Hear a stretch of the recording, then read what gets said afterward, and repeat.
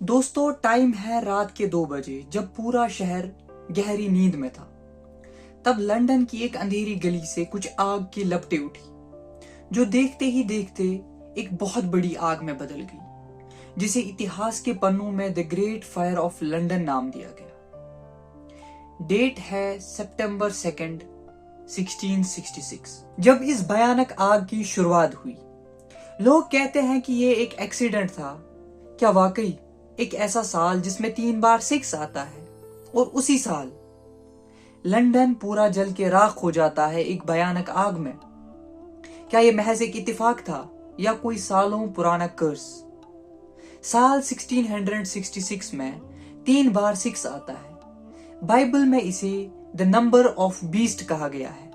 17th century में लोगों को ऐसा लगता था कि जो ये साल है 1666, इसमें दुनिया पूरी खत्म हो जाएगी, क्योंकि उनका मानना था कि इस साल शैतान हाजिर हो जाएगा। आज हम जानेंगे इसी हादसे के बारे में, जिसे हिस्ट्री में the great fire of London कहा जाता है। 1666 का लंदन एक भीड़ भाड़ वाला शहर, जहां लकड़ी के बने हुए घर बहुत करीब करीब थे, और वहां एक डर था जिसे लोग द ग्रेट प्लेग के नाम से जानते।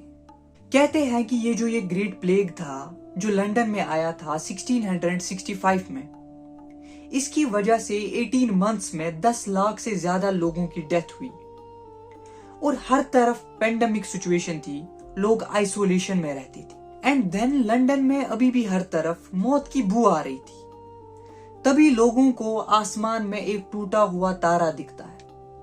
तो ये देख के लोग कहते हैं कि अब ये दुनिया खत्म हो जाएगी, लंदन का कहीं नामो निशान भी नहीं रहेगा। अब बात करते हैं एक शख्स की जिसका नाम थॉमस फेरिनर था, जो एक छोटी सी बेकरी का मालिक था। थॉमस कहता है कि उसने अपना काम अच्छे से खत्म किया था, एंड रात के 1 बजे लगभग उसकी बेकरी के तंदूर से एक चिंगारी निकलती है, जिसकी वजह से उसके पूरे घर में आग लग जाती है। लेकिन यहाँ एक अजीब बात थी। लोग कहते हैं कि थॉमसन की जो मेड थी, नौकरानी थी, वो इस आग से नहीं बच पाई, और वो पहली विक्टिम बनी इस आग में, जो आग आगे जाके पूरे लंदन में फैल गई। एंड लोग कहते हैं कि जब थॉमसन के मकान में आग लगी, उससे कुछ टाइम पहले थॉमसन की बेकरी से एक काला कोट पहन के एक आदमी निकला, जिसने अपना पूरा चेहरा ढक के रखा था। अब जैसे ही ये आग फैलने लगी, लंदन के जो मेयर थे, उन्हें नींद से जगा के इस आग के बारे में जब बताया गया, तो उन्होंने मजाक उड़ाते हुए ये कहा कि इतनी सी आग इंसान अपने पेशाब से भी बुझा सकता है। लेकिन अगले 24 घंटों में लंदन एक जलता हुआ तंदूर बन गया था, जहां हर तरफ आग थी। और कहते हैं कि अगले 4 दिन तक लंदन में सूरज नहीं दिखा। हर तरफ सिर्फ काला धुआं और लोगों की चीखें सुनाई देती थी। सेंट पॉल्स कैथेड्रल चर्च जो था, वो सिटी का सबसे हाईएस्ट पॉइंट माना जाता था। आग इतनी खतरनाक थी, उसका जो छत था, जो शीशे का बना हुआ था, वो पिघलने लगा, और वो सारा चर्च इसी आग में जल गया। आग रुकने के बाद जब पूरा लंदन जल के राख हो गया था, लोगों को शांत कराने के लिए किसी को तो इसका जिम्मेवार ठहराना था।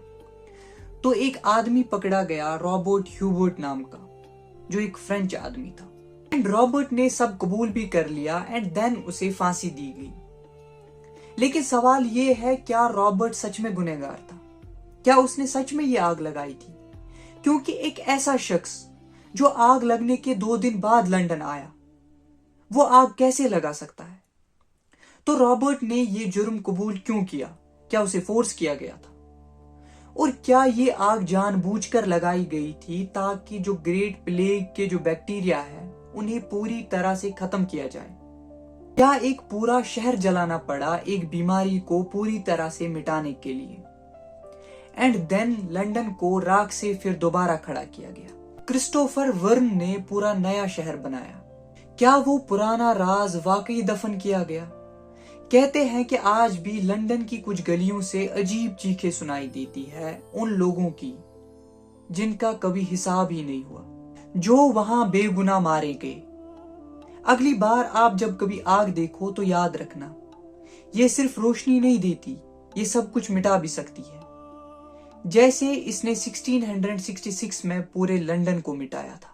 रात के 2 बजे शहर सो रहा था, एक चिंगारी से किस्मत को रो रहा था। तंग गलियों में शोल नाच रहे थे, लोग घर छोड़कर बस भाग रहे थे।